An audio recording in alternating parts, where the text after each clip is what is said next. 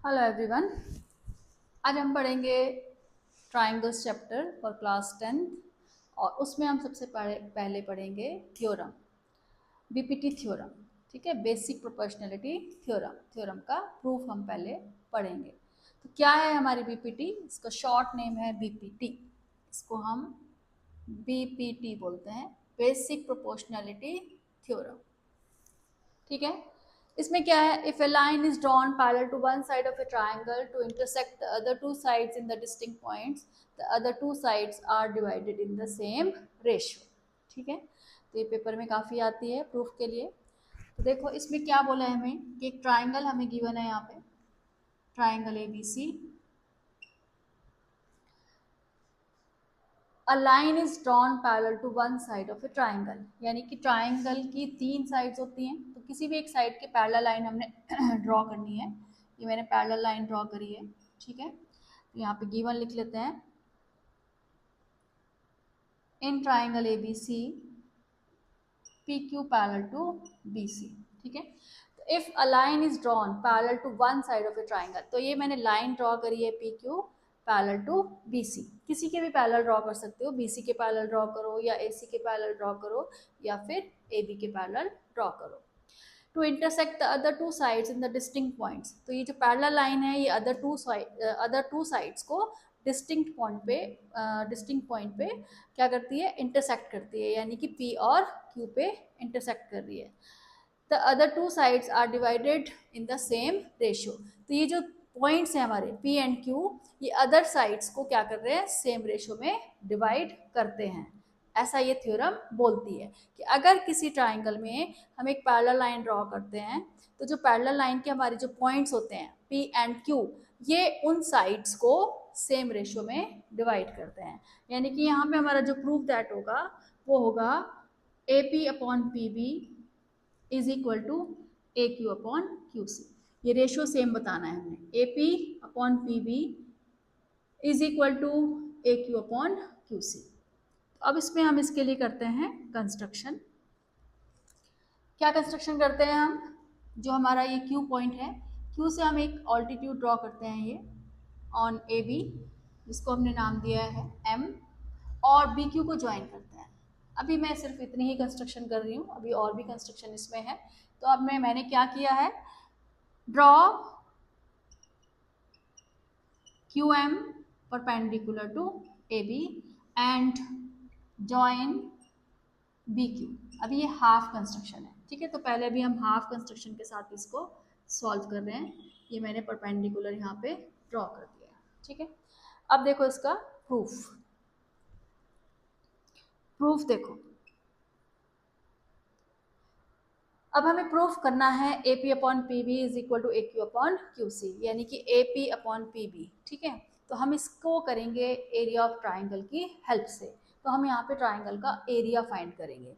तो सबसे पहले हम एरिया फाइंड करेंगे ट्राइंगल ए पी क्यू का। Area of triangle A P Q. Area of triangle का हमारा फॉर्मूला, जो जनरल एक फॉर्मूला होता है, वो क्या होता है? Half base into height. ये एक जनरल फॉर्मूला होता है हमारे ट्राइंगल का एरिया का। तो यहाँ पे हम हाफ जो बेस लेंगे, ठीक है, ये बेस हमारा क्या होगा यहाँ पे? एपी, क्योंकि हमने एपी बेस पे ऑल्टीट्यूड ड्रॉ किया है, तो यहाँ पे हम बेस क्या लेंगे? एपी, और हाइट हम यहाँ पे लेंगे क्यू एम। हाइट हमारा यहाँ पे क्या होएगा? Q M. देखो सिंपल जैसे ये, बिल्कुल ये बेस हो गया हमारा एपी और ये हाइट होगी हमारी क्यू एम। तो क्या होता है ट्राइंगल का area? Half base into height. मतलब इस ट्राइंगल को मैंने ऐसे सीधा करके बना दिया, तो ये ऐसे थोड़ा हमें एकदम से दिखाई दे जाता है कि बेस हमारा क्या है और इसमें हाइट हमारी क्या है। तो वहाँ थोड़ा सा कई बार बच्चों को नहीं ठीक से दिखाई देता, तो तुम उस फिगर को थोड़ा ऐसे करके बना लो। ठीक है, ऐसे सीधा करके बना लो। तो हाफ बेस इंटू हाइट हमारा एरिया आ गया। उसके बाद अब हम निकालेंगे area of triangle B P Q. Area of triangle B P Q, half base. अब हम बी पी क्यू ट्राइंगल का एरिया ले रहे हैं, तो बी पी क्यू ट्राइंगल को भी मैं थोड़ा सा यहाँ पे बना लेती हूँ ऐसे सीधा करके। तो ये जो बन रहा है मेरा, ऐसे कुछ बन रहा है बी पी क्यू ट्राइंगल। ठीक है, ये हमारा P, ये B और ये Q। इस तरह से ऑब्ट्यूज ट्राइंगल हमारा ये बन रहा है। जब हम इस ट्राइंगल को भी थोड़ा सीधा करके ऐसे बनाएंगे तो अब इसमें बेस तो हमारा पी बी हो जाएगा, बेस हमारा क्या हो जाएगा बीपी। हाइट हमारी इसमें क्या होगी, ठीक है। अब कुछ बच्चों को लगता है कि इसमें हाइट क्या होगी, पी क्यू होगी, लेकिन हाइट हमारी हमेशा क्या होती है, परपेंडिकुलर होती है। हाइट का मतलब होता है कि जो हमारा ट्राइंगल का वर्टेक्स है वो बेस से कितनी ऊंचाई पर है। बेस हमारा कितना है पीबी, ठीक है, तो ये पीबी हमारा बेस है और क्यू हमारा यहाँ पे क्या है ट्राइंगल का वर्टेक्स, तो वो पीबी से कितनी हाइट पे है, ये हाइट होगी इस ट्राइंगल की, ठीक है। जो ऑब्ट्यूज ट्राइंगल है हमारा उसकी हाइट हमारी क्या होगी ये, यानी कि इसमें भी जो हाइट होगी हमारी क्या होगी ये क्यू एम, ये ठीक है। क्योंकि ट्राइंगल बीपी क्यू का बेस बीपी है तो इसका वर्टेक्स क्या हो गया हमारा क्यू हो गया, तो क्यू की पीबी से कितनी हाइट है, तो यहाँ भी हाइट हमारी कितनी आएगी क्यू एम, ठीक है। ये देखो ये दोनों ट्राइंगल मैंने यहाँ पे बना दिए हैं। तो एपी बेस के साथ तो क्यू एम हाइट आ गई, ये तो सबको अच्छे से दिख जाता है क्योंकि यहाँ पे ट्राइंगल में अंदर हमने हाइट ड्रॉ करी है। जब हम ट्राइंगल के बाहर हाइट ड्रॉ करते हैं वो कई बार बच्चों को समझ नहीं आती है, ठीक है। तो हाइट से मतलब होता है कि जो ट्राइंगल का वर्टेक्स है वो बेस से कितनी ऊंचाई पे है, तो ऐसा जरूरी नहीं है कि वो हाइट जो है वो ट्राइंगल के अंदर ही ड्रॉ हो, ठीक है। तो इसमें भी हाइट हमारी क्या आएगी क्यू एम। तो हमने इन दोनों ट्राइंगल्स का एरिया यहाँ पे निकाल लिया है, ठीक। अब हमने इन दोनों ट्राइंगल्स के एरिया को क्या करना है डिवाइड करना है, और अगले स्टेप में लिखेंगे हम और area of triangle A P Q upon area of triangle B P Q, इन दोनों को हमने डिवाइड करना है। एक इक्वेशन हमारी ये बनी और एक इक्वेशन हमारी ये बनी, तो दोनों इक्वेशंस को डिवाइड करेंगे तो LHS पार्ट से डिवाइड होगा RHS से। तो यहाँ पे half into A P into Q M upon half B P into Q M, तो ये क्यू एम से क्यू एम कैंसिल हो जाएगा, हाफ से हाफ हमारा कैंसिल हो जाएगा। तो देयरफॉर हमारा क्या आ जाएगा area of triangle A P Q upon area of triangle B P Q is equal to A P upon B P. इसको डाल देंगे हम इक्वेशन नंबर 1। तो यानी कि देखो हमारा एक साइड का रेशियो आ गया A P upon P P आ गया, तो ये हमारा A P upon P P आ गया, ठीक है। पी बी या बी पी एक ही बात है। अब आगे की कंस्ट्रक्शन करते हैं, ये मैंने अभी हाफ कंस्ट्रक्शन करी थी। अब हम सेम कंस्ट्रक्शन जैसे हमने यहाँ ए बी के ऊपर परपेंडिकुलर ड्रॉ किया था ऐसे ही अब हम ए सी के ऊपर परपेंडिकुलर ड्रॉ करेंगे, यानी कि अब इधर परपेंडिकुलर हमारा ये जाएगा एन, और इधर जैसे हमने बी क्यू को ज्वाइन किया था ऐसे ही हम अब पी सी को ज्वाइन करेंगे। तो अब ये पूरी कंप्लीट कंस्ट्रक्शन हमारी यहाँ पे होगी। तो यहाँ पे हमने क्या करा है draw P N perpendicular to A C और उसके बाद ज्वाइन पी सी। अब हमने पी सी को ज्वाइन कर दिया है, बिल्कुल सेम जैसे हमने ए पी क्यू का एरिया निकाला था पहले, फिर बी पी क्यू का एरिया निकाला था। यहाँ हम फिर से क्या करेंगे ए पी क्यू का एरिया दोबारा से निकालेंगे, लेकिन अब हम बेस लेंगे यहाँ पे ए क्यू, क्योंकि हमने अब ए क्यू के ऊपर परपेंडिकुलर ड्रॉ किया है, ठीक है।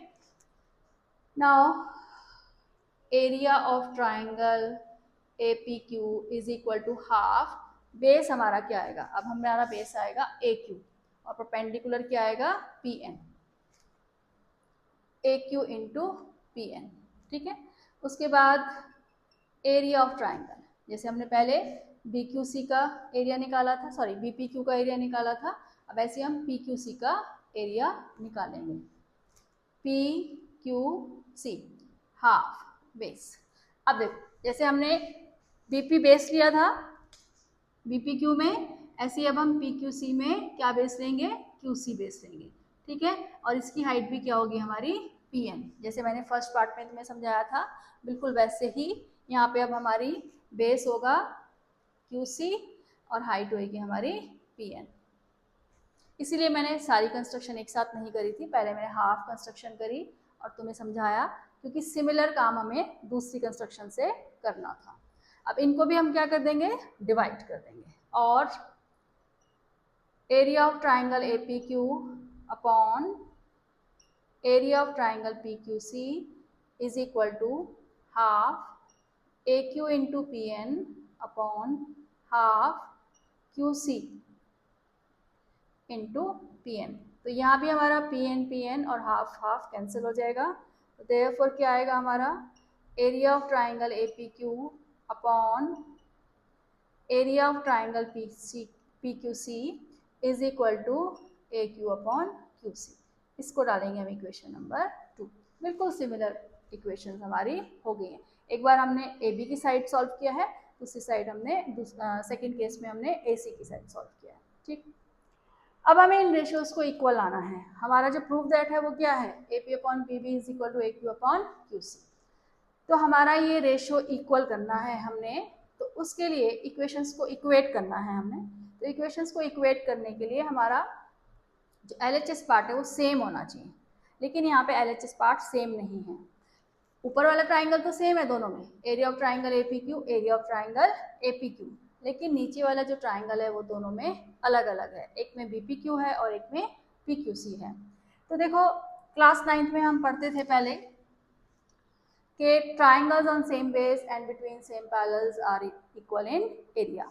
अगर सेम बेस पे, जैसे एक की मैंने फिगर बनाई है, एक ये पैरेलल लाइन बनाई है, यहाँ पे ये पैरेलल है इसके, और ये हमारा हो गया ए बी बेस।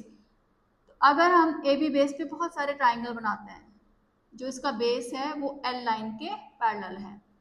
तो जैसे मैंने एक ट्राइंगल ये बनाया, दूसरा ट्राइंगल मैंने ये बनाया, थर्ड ट्राइंगल मैंने ये बनाया, फोर्थ ट्राइंगल मैंने ये बनाया, मतलब मैं जितने भी ट्राइंगल यहाँ पे बनाऊंगी ए बी बेस को लेके, ठीक है, between L parallel to A B, है ना, ये दोनों क्या होने चाहिए, पैरेलल होने चाहिए। तो इनके बीच में जितने भी ट्राइंगल्स बनेंगे उन सबका एरिया क्या होता है, सेम होता है।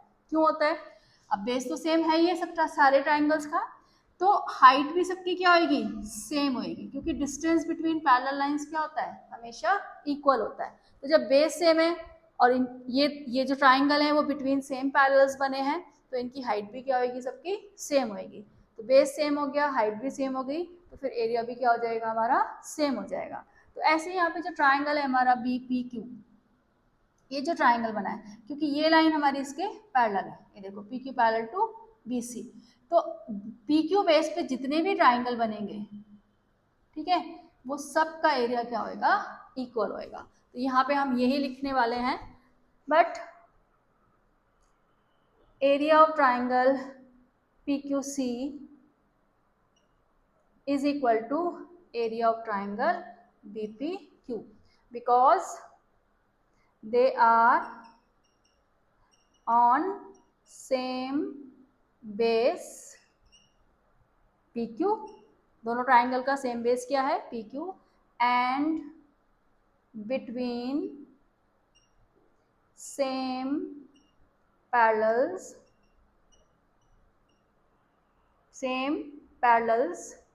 PQ parallel to BC। ठीक है, ये दोनों ट्राइंगल जो है वो बिटवीन सेम पैरेलल्स पे बने हुए हैं और सेम बेस इनका है, क्योंकि देखो हम क्या ट्राइंगल ले रहे हैं, एक ले रहे हैं हम PQB और एक हम ले रहे हैं PQC। ठीक है, तो देयरफॉर अब देखो PQC का एरिया BPQ के इक्वल आ गया, तो यानी कि हमारा जो LHS पार्ट है वो क्या हो गया, सेम हो गया।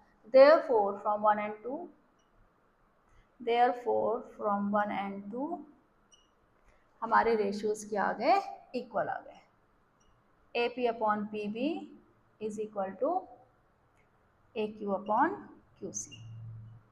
तो ये हमारी थ्योरम का प्रूफ हो गया है। ठीक है, तो इसको हम BPT थ्योरम बोलते हैं, बेसिक प्रोपोर्शनलिटी थ्योरम, इसको हम थेल्स थ्योरम भी बोलते हैं। ठीक है, और ये पेपर में कई बार ऐसे आता है स्टेट एंड प्रूफ BPT। ठीक है, तो यानी कि तुम्हें इसकी स्टेटमेंट भी लर्न होनी चाहिए, जो कि मैंने यहाँ पे लिखी हुई है, और उसका प्रूफ भी होना चाहिए। तो BPT हमारी क्या होती है, BPT जो है हमारी ट्राइंगल में लगती है, और इसके लिए क्या कंडीशन होती है कि एक लाइन पैरेलल होनी चाहिए। तो BPT का एक रेशो तो ये होता ही है हमारा main, AP upon PB is equal to AP upon PB is equal to AQ upon QC। ठीक है, इसके और भी दो रेशियोज होते हैं, अगर हम इसमें 1 ऐड कर दें बोथ साइड तो हमारा दूसरा रेशियो आ जाता है। मैं अभी तुम्हें करके दिखाती हूँ 1 ऐड करके, मतलब मेन रेशियो जो है वो हमारा BPT का यही होता है। मतलब अगर ये पेपर में थ्योरम प्रूफ करने को तुम्हें आती है तो तुम्हें यहीं तक इसको सॉल्व करना पड़ेगा। लेकिन मैं जो अब तुम्हें रेशियो बताने वाली हूँ वो हम क्वेश्चंस में यूज़ करते हैं, तो इसलिए मैं तुम्हें वो बता रही हूँ वो रेशियोज कैसे आते हैं। अब देखो, इसमें अगर हम 1 ऐड कर देते हैं, देखो ये जो हमारा बीपीटी का रेशियो आया है, इसमें अगर हम 1 ऐड कर देते हैं तो हमारा रेशियो थोड़ा सा क्या हो जाता है, चेंज हो जाता है। अब क्या चेंज होएगा, देखो मैं फिगर को भी थोड़ा सा क्लियर करके बना देती हूँ, कंस्ट्रक्शन की हमें अब ज़रूरत नहीं है बाकी रेशियोज के लिए। तो हमारी जो मेन फिगर होती है बीपीटी के लिए वो ये होती है, ट्राइंगल होना चाहिए हमारे पास और एक पैरेलल लाइन होनी चाहिए, बस। ठीक है, ये सारी कंस्ट्रक्शन करी थी वो हमने इसके प्रूफ के लिए करी थी। अब देखो, अगर हमारा जो मेन रेशियो होता है बीपीटी का AP upon PB is equal to AQ upon QC, तो अगर हम इसमें दोनों साइड 1 ऐड कर देते हैं, ठीक है, दोनों साइड हम किसी भी इक्वेशन में कर सकते हैं, किसी भी इक्वेशन में हम दोनों साइड कुछ भी ऐड कर सकते हैं, सब्ट्रैक्ट कर सकते हैं, दोनों साइड किसी भी नंबर से मल्टीप्लाई कर सकते हैं और डिवाइड भी कर सकते हैं। तो मैंने दोनों साइड इसमें 1 ऐड कर दिया है। अब 1 ऐड करने के बाद हम इसका ले लेते हैं LCM, तो ये PB प्लस AP आ जाएगा। यहाँ भी हमने QC LCM ले लिया, तो AQ प्लस QC आ जाएगा। तो अब फिगर में देखो PB plus AB, PB plus AP, तो हम किसको क्या लिखेंगे, AB लिखेंगे, है ना, तो AB अपॉन PB आ गया हमारा ये। ऐसे AQ plus QC, AQ plus QC, तो इसको हम लिखेंगे AC अपॉन QC। तो एक हमारा रेशियो ये आ जाता है, यानी कि हम जो हमारा बीपीटी का मेन रेशियो होता है वो होता है AP upon PB is equal to AQ upon QC। लेकिन ये जो रेशियो आया है वो क्या आया है हमारा, AB, यानी कि पूरी साइड आई है AB अपॉन PB, और ऐसे ही AC अपॉन QC। तो ये भी एक रेशियो हमारा बीपीटी का होता है, इसको भी हम डायरेक्ट क्वेश्चन में यूज कर सकते हैं। तो एक तो ये आया कि मैंने जो बीपीटी का रेशियो होता है उसमें 1 ऐड कर दिया। दूसरा रेशियो हमारा कैसे आएगा कि हम जो बीपीटी का हमारा मेन रेशियो होता है इसको रेसिप्रोकल करो और फिर 1 ऐड करो। अब देखो थर्ड रेशियो कैसे आता है, जो कि हम कुछ क्वेश्चंस में डायरेक्ट यूज करते हैं।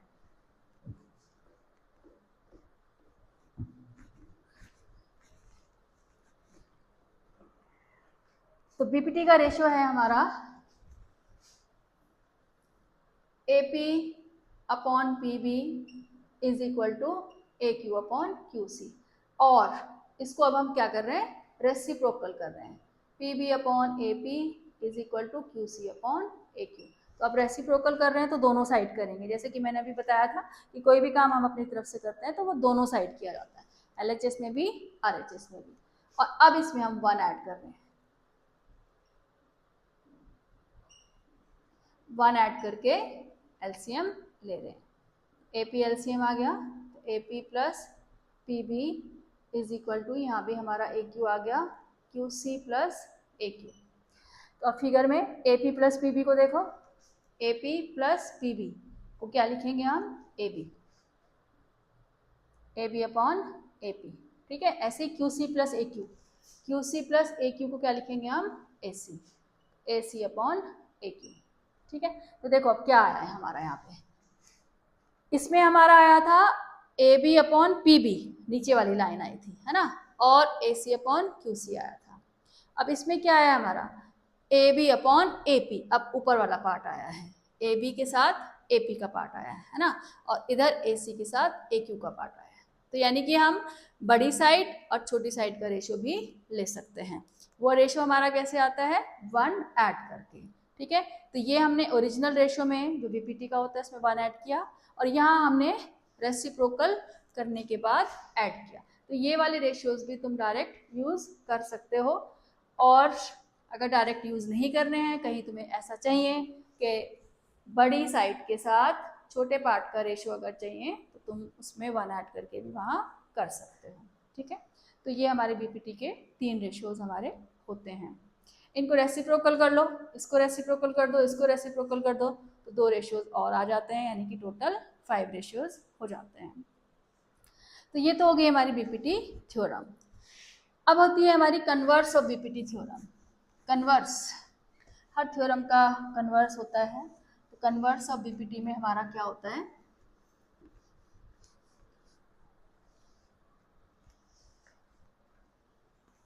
कन्वर्स ऑफ बीपीटी थ्योरम में हमें लाइंस को पैरेलल प्रूफ करना होता है, ठीक है, यानी कि रेशियो हमें गिवन होता है और लाइंस को पैरेलल प्रूफ करना होता है। तो converse of BPT theorem, converse of BPT theorem, ठीक है। अब इसमें देखो क्या है हमारी स्टेटमेंट, इसमें हमारी स्टेटमेंट है if a line divides any two sides of a triangle in the same ratio, कि हमें ट्राइंगल गिवन है ए बी सी और ये हो गई हमारी P Q line. If a line divides any two sides of a triangle in the same ratio, मतलब एक ये लाइन जो है वो ट्राइंगल की दो साइड को सेम रेशियो में डिवाइड कर रही है। तो क्या गिवन है हमें यहाँ पे, in triangle A B C A P upon P B is equal to A Q upon Q C. Then prove that the line is parallel to the third side, यानी कि ये जो लाइन हमारी है पी क्यू, ये A B और ए सी को same ratio में डिवाइड कर रही है, तो तुमने बताना है कि ये जो पी क्यू लाइन है वो थर्ड साइड के पैरेलल होगी, यानी कि P Q parallel to B C हमने इसमें प्रूव करना है, ठीक है। तो इसमें भी हम कंस्ट्रक्शन करेंगे, क्या कंस्ट्रक्शन करेंगे इसमें हम, थ्रू पी एक लाइन ड्रॉ करेंगे पैरेलल टू बी सी, ये हमारा यहाँ पे एम हो गया, ठीक है। Construction, draw P M parallel to B C, यानी कि जो पी एम लाइन ड्रॉ करी है वो मैंने बी सी के पैरेलल ड्रॉ करी है, ठीक है। अब देखो, अभी हमने बीपीटी थ्योरम पढ़ी है, क्या पढ़ी है कि अगर एक ट्राइंगल में एक लाइन हमारी पैरेलल दे रखी है तो उसकी साइड्स के रेशियो क्या होते हैं, इक्वल होते हैं। तो अब यहाँ पे हम कन्वर्स ऑफ बीपीटी के प्रूफ में बीपीटी थ्योरम का रिजल्ट यूज करेंगे, ठीक है। तो प्रूफ देखो इसका, in triangle ABC P M parallel to B C. अब बीपीटी भी कैसे यूज करते हैं वो भी तुम्हें पता चल जाएगा। तो सबसे पहले तो हमें ट्राइंगल का नाम लिखना चाहिए, कौन से ट्राइंगल में हम बीपीटी थ्योरम यूज कर रहे हैं और कौन सी पैरेलल लाइन के साथ हम रेशियो लगाएंगे, क्योंकि यहाँ तो चलो एक ही लाइन पैरेलल है, कुछ क्वेश्चन ऐसे आएंगे जिसमें 2 लाइन 3 लाइन भी पैरेलल हो सकती हैं। तो तुम्हें ट्राइंगल का नाम लिखना होता है पहले और पैरेलल लाइन लिखनी होती है। तो P M parallel to B C, तो देयरफॉर बाय बीपीटी, ठीक है, BPT A P upon P B is equal to A M upon M C, क्योंकि मैं कौन सी पैरेलल लाइन ले रही हूँ, पी एम पैरेलल ले रही हूँ, ठीक है।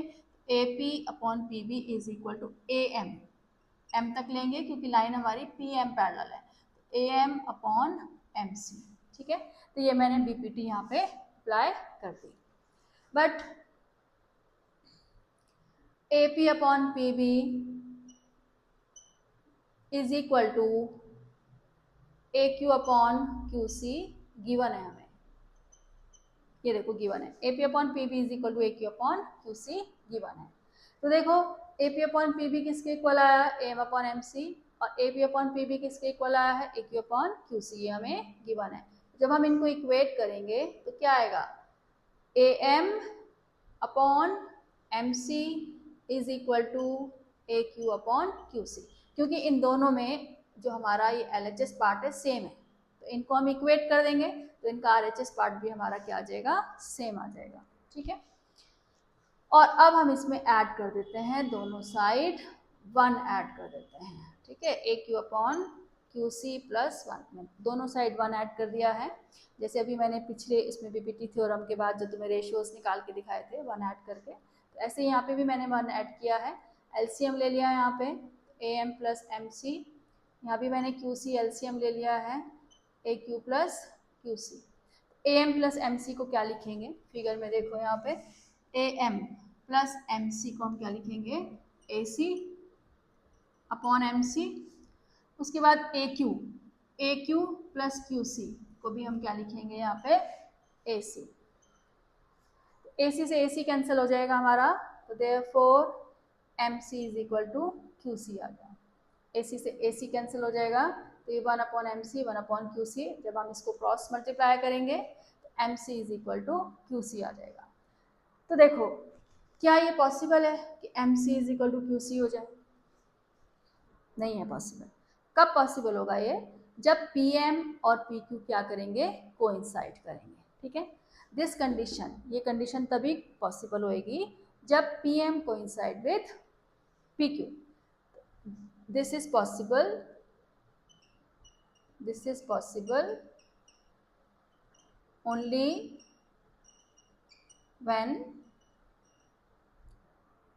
PM coincide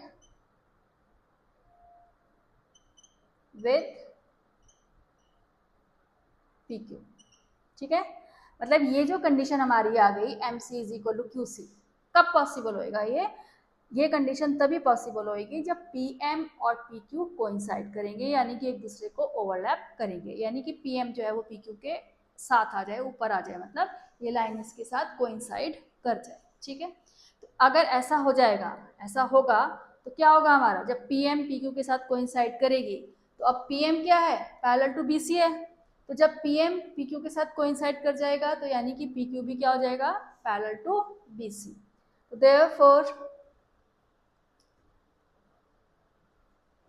but PM parallel to BC, तो therefore PQ parallel to BC। ठीक है, क्योंकि PM और PQ कोइंसाइड करेंगे, तो PM पैरेलल टू BC है, तो therefore PQ parallel to PQ भी BC के पैरेलल होगा। ठीक है, तो ये कन्वर्स ऑफ बीपीटी थ्योरम का प्रूफ है। वैसे अब ये प्रूफ आता नहीं है पेपर में, लेकिन मैंने फिर भी तुम्हें बता दिया है। ठीक है, तो मतलब कन्वर्स ऑफ बीपीटी हम कब यूज़ करेंगे, जब हमें ट्राइंगल में दो साइड्स के रेशियो इक्वल गिवन होंगे, यानी कि this upon this is equal to this upon this, तो उस केस में ये जो लाइन होगी हमारी पैरेलल होगी। यानी कि हमें अगर पैरेलल लाइन बतानी है तो उसके लिए हम यहाँ पे कन्वर्स ऑफ बीपीटी का रेशियो यूज़ करेंगे, यानी कि ये वाली थ्योरम यूज़ करेंगे। ठीक है, तो ये थी हमारी बीपीटी और कन्वर्स ऑफ बीपीटी थ्योरम का प्रूफ। ठीक, अब मिलते हैं हम नेक्स्ट वीडियो में।